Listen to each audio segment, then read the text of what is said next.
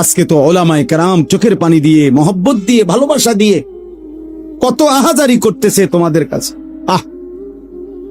জীবনের সবচেয়ে বড় আফসোসের বিষয় রে ভাই, একটা ছেলে হলে মনে রাখো, এর চাইতে লজ্জা, এর চাইতে দুঃখ আর কি হইতে পারে যে বছরের পর বছর, দিনের পর দিন ওলামায়ে কেরাম মুসলমানের কাছে একটু নামাজ ভিক্ষা চাইতে আছে যে কত নামাজ পড়ে।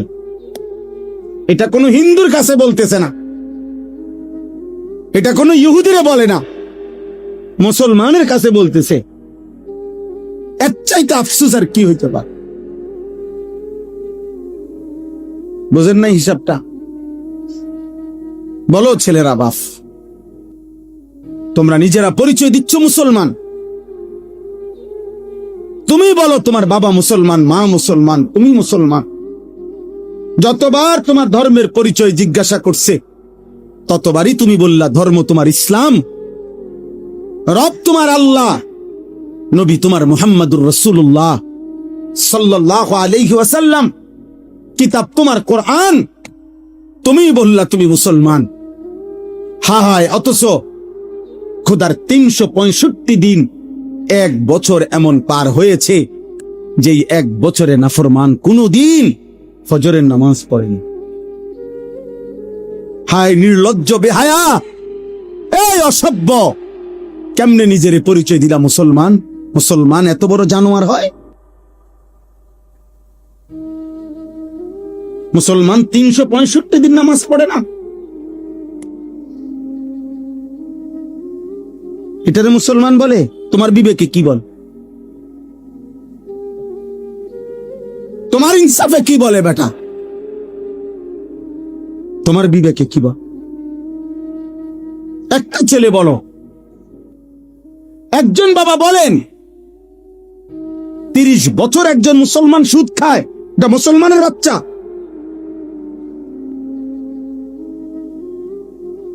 একটা মুসলমান 30 বছর ওজনে কম দেয় প্রত্যেক দিন, এটা মুসলমান? একটা মুসলমান বুঝি প্রত্যেক দিন নর্তকীর ছবি, নাটক, সিনেমা, নাচ, গান, টেলিভিশন দেখবে, এটা মুসলমান? একটা মুসলমান বুঝি 60 বছর পর্যন্ত বিড়ি সিগারেট খাবে, এটা মুসলমান? একটা মুসলমান বুঝি 60 বছর বয়সও কথায় কথায় গালিগালাজ করবে, এটা মুসলমান? ইনসাফ বলো ভাইয়া। যদি মানুষ হয়ে থাকো, জানোয়ার না হও, যদি ইনসান হও, যদি মায়ের পেটে জন্ম নিয়ে থাকো, যদি কোনো মুসলমান মার দুধ খাইয়া থাকো ছেলে, তাহলে মুসলমান এত বড় নিকৃষ্ট কেমনে হয়?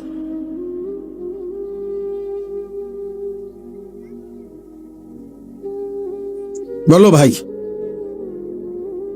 রাসূলুল্লাহ সাল্লাল্লাহু আলাইহি ওয়াসাল্লামের সাহাবী হযরতে আনাস ইবনে মালিক, বিখ্যাত সাহাবী আনাস রাদিয়াল্লাহু তাআলা আনহু, নবীজির খাদেম ছিলেন। এই সাহাবী আনাস রাদিয়াল্লাহু তাআলা আনহু ওমর রাদিয়াল্লাহু তাআলা আনহুর জামানায়, হযরতে ওমর যখন ইসলামের দ্বিতীয় খলিফা ছিলেন, তখন পারস্যে একটি যুদ্ধে মুসলিম সাহাবারা যুদ্ধের ময়দানে সাহাবায়ে কেরাম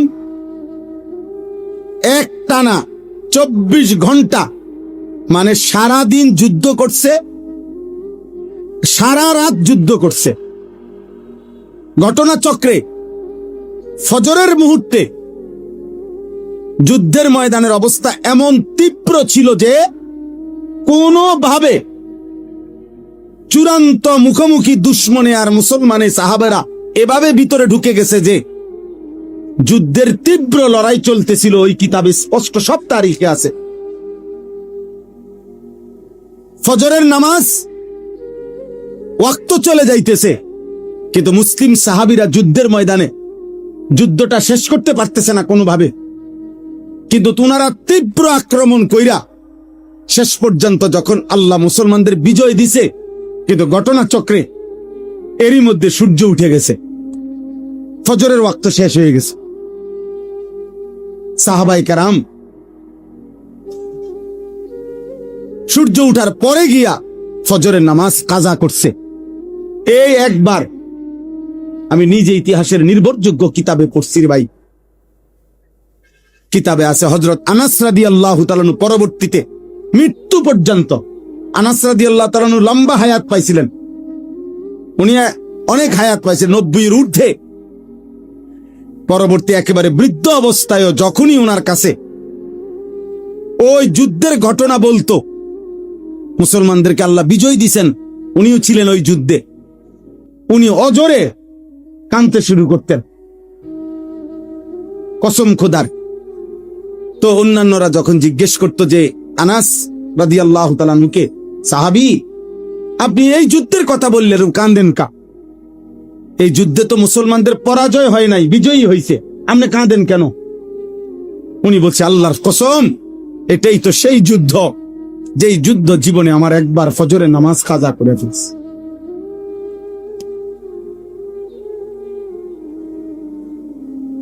যেই যুদ্ধ আমার জীবনে একবার ফজরের নামাজ, ওটা মনে হইলেই উনি চিৎকার দিয়া কাঁদলেন যে হায়, আমার জীবনে একবার তো, একদিন আমার জীবনে ফজরের নামাজ তো কাজা হয়েছে।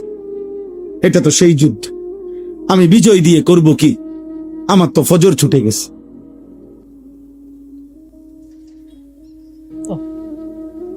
পুরা হায়াতে একদিনের একটি ফজরের নামাজ কাজা হইছে, ছেড়ে দেয় নাই। এর জন্য দোস্ত এই পরিমাণ কাঁদছেন যে মৃত্যু পর্যন্ত কাঁদছেন, মৃত্যু পর্যন্ত এই কথা মনে রাখছেন। 18 বছর 20 বছরের প্রিয় ভাই, কিশোর নওজোয়ান সন্তান আমার 16 বছরের সন্তান আছে। তাইলে তোমরা যাদের বয়স 16, তুমি আমার সন্তান, তুমি আমার সন্তান। আমি তোমারে বললাম 18 বছর 20 বছরের ছোট ভাই, তোকে আমি বললাম, জানতে চাইলাম তোমার কি মনে আছে মোট তোমার এই পর্যন্ত কতগুলো ফজরের নামাজ ছুটে গেছে?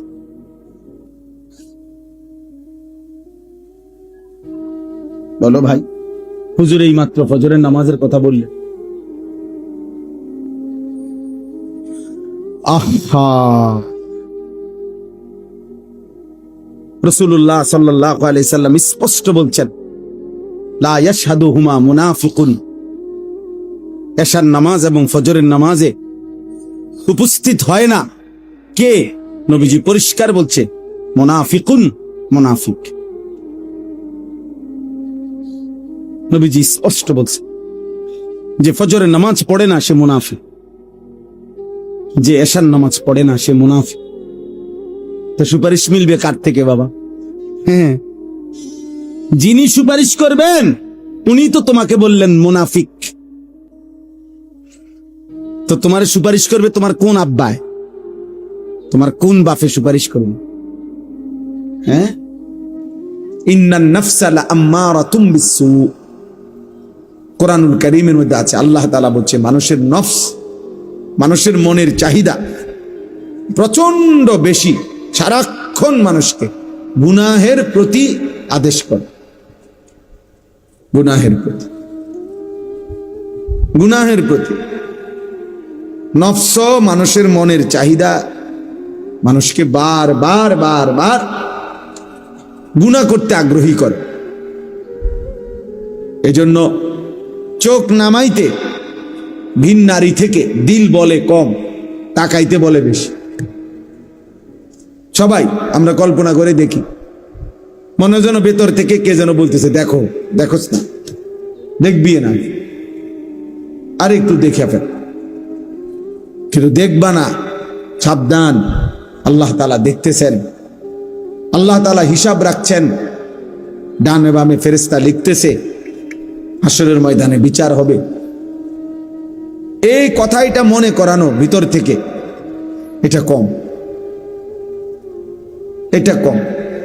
এজন্য আল্লাহ তাআলা বলছেন মানুষের মনের চাহিদা মানুষকে গুনার প্রতি বেশি ধাবিত করে, গুনাহের প্রতি। এজন্য দয়া করে ছেলেরা, নওজোয়ান, বাঁচতে হলে চেষ্টা করতে হবে। আর যদি বলো ঠিক আছে হুজুর, আমি আমার আখিরাত বলতে কিছু বুঝি না, মৃত্যু, কবর, পরবর্তী জীবন। এটা বলতে আমার কোনো কিছু নাই, বুঝ নাই, আমি এটা চাইও না। আমি ফেরাউন নমরুদের মতো, হামান কারুনের মতো শুধু দুনিয়া ভোগ করতে চাই। তো ঠিক আছে, চলো দুনিয়ায় চলো। বাকি কথা হইল কোরআনুল কারীমের মধ্যে আল্লাহ তাআলা বলছে, দুনিয়া বান্দা যতই চাক, আমি বরাদ্দ যে দূর রাখছি ওদূরে মিল। তোমার আব্বা চেষ্টা করেও, তোমার 14 গোষ্ঠী চেষ্টা করেও এর চাইতে বেশি দিতে পারবে। ওইটুকু দুনিয়ায় মিলবে যেটুকু আল্লাহ লিখে রাখছে। ফাঁকি দিয়া আখেরাতটা বরবাদ করে দিবে। যত নারী দেখছো অত নারী কোনো তোমার জীবনে মিলবে না। যত সম্পদের লোভ করছো, টাকার যত প্রয়োজন মনে করো, এত টাকা কোনো মিলবে না। এক একজনের মনের যত চাহিদা, যত কিছু আকাঙ্ক্ষা, সব আকাঙ্ক্ষা পূরণ হয় না। এটাই স্বাভাবিক। আরো ধনী হলো, আরো সম্পদশালী হলো, তাহলে লাভ হইল কি? আর আল্লাহকেও ভুলে গেলাম, আখেরাতকেও ভুলে গেলাম, আল্লাহর ইবাদতকেও ভুলে গেলাম। এখান দিয়ে মনের ইচ্ছা মতো তো সব পাইলাম না, আমার চাহিদা মতো তো সব মিলল না। দুনিয়া তো আমার ওইটুকুই মিলল যেটুকু আল্লাহ লিখে রাখছে। আজ্জালনা লাহু ফিহা মা নাশাউ লিমান নুরিদু। আল্লাহ বলছে, যতজন দুনিয়া চায় আমি সকলকে দুনিয়া দেই না, আমি যে কয়জনকে চাই ওই কয়জনকে দেই। এবং যতজন দুনিয়া যেটুকু চায় আমি অতটুকু দেই না, আমি আল্লাহ যেটুক চাই অতটুকু। যেই মরণ তুমি চাও নাই কোনোদিন, তুমি না চাইলেও সেই মরণ একদিন চলেই আসবে। আসবে তো? কথা বলেন না? অতএব আপনি বুদ্ধিমান হন আর বেকুব হন, চালাক হন আর বোকা হন, আপনি মরে যাবেন। আপনি হাসেন কিংবা কাঁদেন, মরে যাবেন। সুখে থাকেন কিংবা দুঃখে থাকেন, মরে যাবেন। 3 বেলা খানা খান আর উপাস থাকেন, মরে যাবেন। রাজপ্রাসাদের অট্টালিকায় থাকেন আর জীর্ণ কুঠির কুড়ে ঘরে থাকেন, মরে যাবেন। মরতেই হবে বাপ, চলে যেতেই হবে। হবে? কথা বলেন না কেন? হবে? হবে। অতএব দোস্ত, আল্লাহ এটাই বলছেন, বান্দা খামখেয়ালি করো না। অনুফিখা ফিস-সূর যালিকা ইয়াউমুল ওয়াঈদ।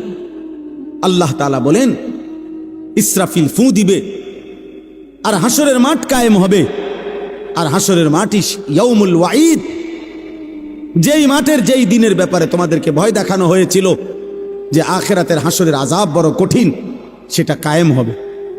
ওয়াজাআত কুল্লু নাফসিম মাআহা সাইকুম ওয়া শাহীদ।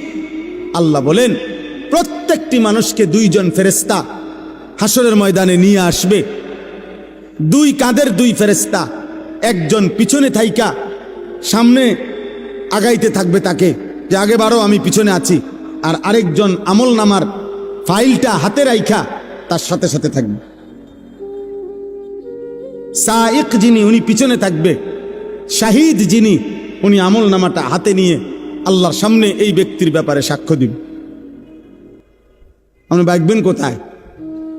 গাঁটটা চাই একটা ছটকোনা দিব ফেরেশতা দেও, বাতিজার ভূত কই যাও? হ্যাঁ, বাগো কই? পিছনেও একজন আছে, সাথেও আমি আছি, কই যাবা? আসো, হাসরের ময়দানে আসো। ইয়াউমা ইদিন ইয়াসদুরুন নাসু আশতাতা লিয়ুরাউ আমালাহুম। আসো, আমলনামা দেখতে আসো। এখন দেখবা, এখন দেখবা ফিডা কারে কয়, এখন দেখবা লাথি কারে কয়, এখন দেখবা নারীর মজা, এখন বুঝবা জিনার মজা, এখন বুঝবা নেশার বোতলের মজা, এখন বুঝো। এক এক লাথি দিয়া দিয়া যখন জাহান্নামে ফেলবে, হ্যাঁ হ্যাঁ আমি মজাক করে বলছি, লাথি দিয়ে দিয়ে জাহান্নামে ফেলবে। জাহান্নামে কোনো জাহান্নামীকে হাঁটাইয়া নেওয়া হবে না, লাথি দিয়ে দিয়ে নেওয়া, ধাক্কা দিতে দিতে নেওয়া হবে। কোনো জাহান্নামী স্বাভাবিক হেঁটে জাহান্নামেও যেতে পারবে না, লাথি দিতে দিতে নেবে, ধাক্কা দিতে দিতে। খুযূহু ফাগুল্লু সুম্মাল জাহিমা সাল্লু। সর্বশেষ আল্লাহ বলেন, লাকাদ কুনতা ফি গাফলাতিন মিন হাদা বান্দা, এই মৃত্যু থেকে তুমি পলায়ন করেছিলে, গাফেল ছিলে, তুমি মনে করছিলে তুমি মরতা না। ফাকাশাফনা আনকা গিতাআকা ফাবাসারুকা আল-ইয়াওমা হাদীদ। মৃত্যুর মাধ্যমে, কথাটা এটা বোঝেন, এটার অর্থটা সংক্ষেপে, মানে কোনো ব্যক্তি মৃত্যুবরণ করে মানে হলো তার চোখটা বন্ধ হয়। তো চোখ বন্ধ হলে আমরা মনে করি বেটার চোখ বন্ধ হয়ে গেছে, অতএব সে আর কিছুই দেখবে না, মরে গেছে। আল্লাহ বলে, না বান্দা, চোখ বন্ধ করলে বাহ্যিক দৃষ্টিতে তুমি দেখছো মরা গেছে, এ দুনিয়া আমি বন্ধ করে দিছি আর কি, কিন্তু এইবার কবরে নিয়া আমি আল্লাহ এই চোখের এই পর্দা সরাইয়া দেব। এইবার ফাবাসারুকা আল-ইয়াওমা হাদীদ, এবার তোমার চোখ হয়ে যাবে এতটা পরিষ্কার যে কবরের থেকে তুমি জান্নাত পর্যন্ত দেখবে অথবা জাহান্নাম। এখন তো তুমি বেশি দূর দেখো না, তখন তোমার চোখের পাওয়ার হবে এমন, কবরে বসেই তুমি জাহান্নামের আযাব দেবে। আর এভাবে যতদিন কিয়ামত না হবে ততদিন তুমি কবরে থাইকেই ছটফট করবা জাহান্নামের ওই আযাব দেখা। আর নেককার জান্নাতের নিয়ামত দেখা খুশিতে হাসতে থাকবে, খুশিতে হাসতে থাকবে। মজার কোনো বিষয়ে মানুষ আগের থেকে কল্পনা তো মজা পায়। বিরিয়ানি খাইব যখন মনে হয়, আমরা ছাত্র জীবনে যেদিন শুনতাম বিরিয়ানি দিব, আলহামদুলিল্লাহ আগের দিন থেকেই একটা মানসিক মনটার মধ্যে একটা প্রস্তুতি থাকতো যে রবিবারে বিরিয়ানি দিব। আগের থেকেই ভালো লাগতো। মাদ্রাসা যেদিন ছুটি দিবে এই দাঁড়ার কামে থাকতো। আমার মনে আছে, যদি মনে করেন বৃহস্পতিবারে ছুটি দিবে, আমরা বুধবার দিন কোনোদিন আমার মনে হয় না আমরা বেডিং বিছাইয়া ঘুমাইছি। বুধবার রাত্রে, বুধবারে বেডিং টেডিং বান দিয়া সব ক্লিয়ার, কোন রকম এমনি মাথাটা লাগাইয়া পরে থাকতাম। অথচ ছুটি হইল আগামীকাল দুপুরের পরে, কিন্তু মজা লাগতেছে যে বাজ্জাম। তো জান্নাতি বান্দা জান্নাত দেখেই মজা পাইতে থাকবে আর বলবে, ইয়া রব্বি আকিমিস সাআ, আল্লাহ কিয়ামত হয় না কা, ইসরাফিল ফু দে না কা, হাত্তা আরজিআ ইলা আহলি, আমি আমার পরিবার, আমার হুরেরা, আমার জান্নাতে যামু না আমি। আর নাফরমান বলতে থাকবে হাদিসে, ইয়া রব্বি লা তাকুমিস সাআ, আয় আল্লাহ কিয়ামত যেন না হয়, ইসরাফিল যেন ফু না দেয়। আহা, এই আযাবে আমি কেমনে থাকি। আল্লাহ আমাদেরকে হেফাজত করেন। অতএব প্রিয় ভাই, একটা ছেলেকে অনুরোধ করছি, দোস্ত আমি অনেকক্ষণ বললাম, ছেলেরা আমার, একটা ছেলেকে অনুরোধ করলাম, নষ্ট হইও না, নষ্ট হইও না। নারীর ফান্দে জীবন শেষ করে দিও না, মোবাইলটার দিয়া জীবনটা নষ্ট করে দিও না। একটা মোটর সাইকেলের জন্য এমন সুন্দর একটা যুবক নষ্ট হয়ে যায়ও না। 12,000 14,000 টাকার একটা মোবাইলের কাছে এমন একটা হায়াত, এমন একটা জীবন চরিত্রহীন বানায় দিও না, বরং জীবনটা সুন্দর করার চেষ্টা করেন।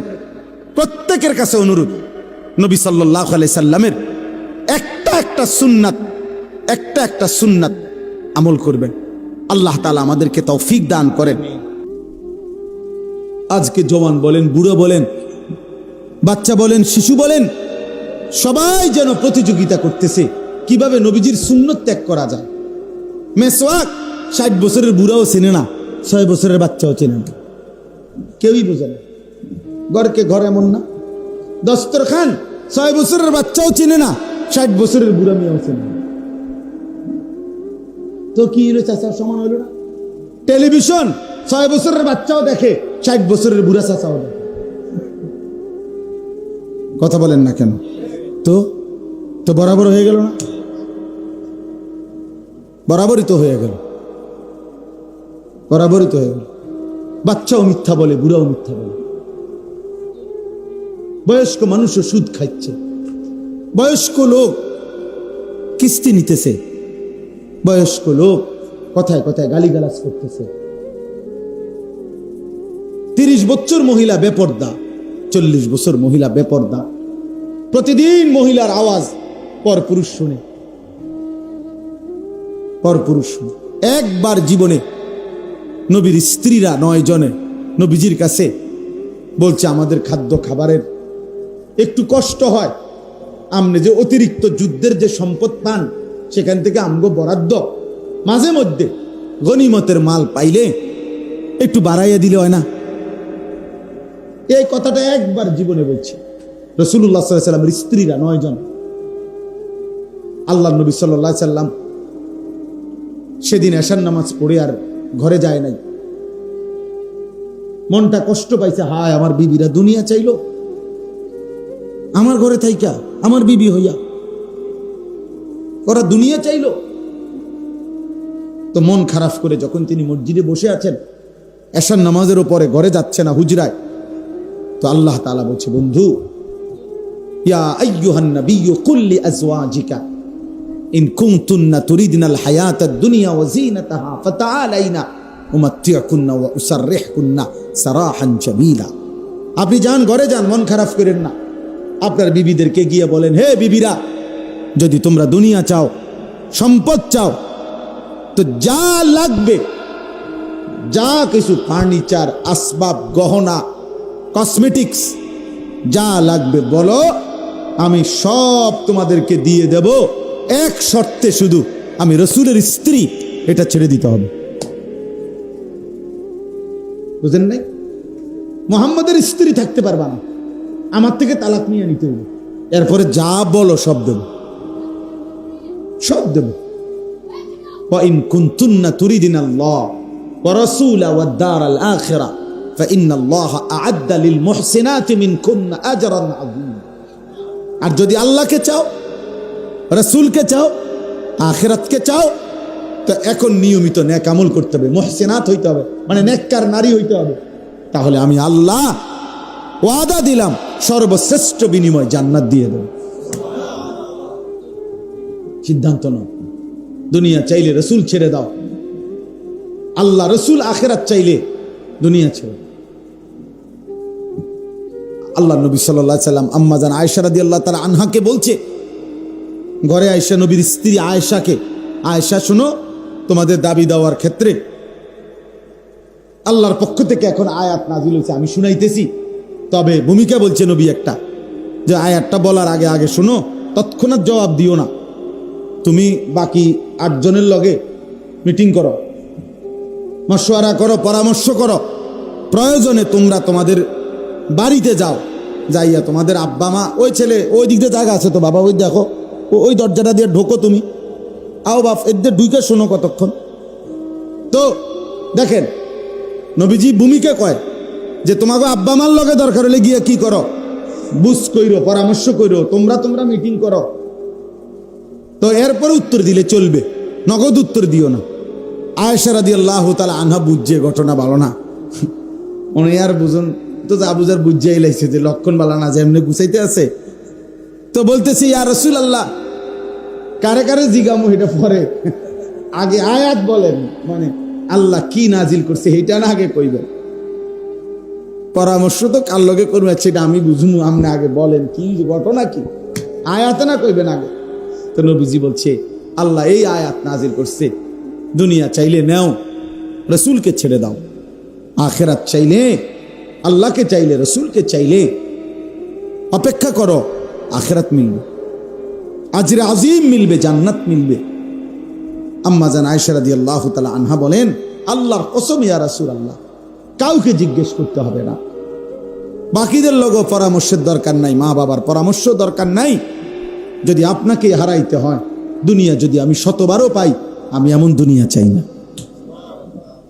আপনাকে হারিয়ে, আপনার মতো স্বামীকে হারিয়ে এই দুনিয়া আমি 100বার দিলেও নেব না। প্রত্যাখ্যান করছেন যে আরে না, বলেন কি, বলছিলাম একটা আবদার, কিন্তু তার মানে আপনাকে হারাবো। আমার যুবক, তুমি নষ্ট হইও না, আমার নওজোয়ান তুমি নষ্ট হইও না। আমি এইমাত্র বলছি, আজকে আমাদের পূর্বপুরুষ, আলহামদুলিল্লাহ, আমাদের দাদারা, বাবারা, আমাদের জেনারেশন, আমরা যারা 40-45 বছরের বয়সী, আমাদের পূর্বপুরুষ, দাদা বাবা আকসারি দিনদার ছিল, 3 পুরুষ দিনদার ছিল। আজকে তোমরা যারা 18, 20, 25 বছর বয়সে তোমরা একটা ওয়াক্ত নামাজ পড়ো না, সারা দিন সারা রাত মোবাইল, নারী, ছবি, অশ্লীল দৃশ্য, উলঙ্গ নাচ গান নিয়ে ব্যস্ত আছো। তোমাদের হাতেও একটা জেনারেশন আসবে, আল্লাহ চাহে তো ইনশাআল্লাহ তোমরাও বিয়ে করবা, আল্লাহ দিলে তোমাদেরও বাচ্চা সন্তান হবে। সেদিন তোমরা বুঝবা তোমাদের এই অব্যাহত গুনাহ, অসভ্যতার, অস্থিরতার খেসারত তোমাদেরকে দিতে হবে। আমি একটা উদাহরণ বলি, শুনেন কামাল ভাই।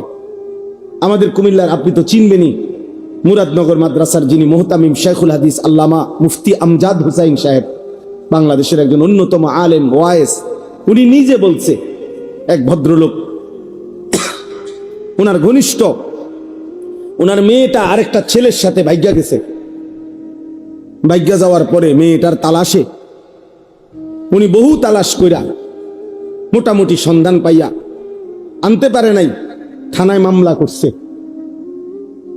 কসম আল্লাহর, উনি নিজে বলছে ওই মেয়েটা মেয়ের বাবার কাছে চিঠি লিখছে, এটা চিঠি পাঠাইছে। চিঠির মধ্যে মেয়ে স্পষ্ট লিখছে, আপনারা দুইজন যে কাজটা করেছিলেন অবিকল আমি তো তাই করলাম, এখন আমার বেলায় পুলিশ পাঠালেন কেন?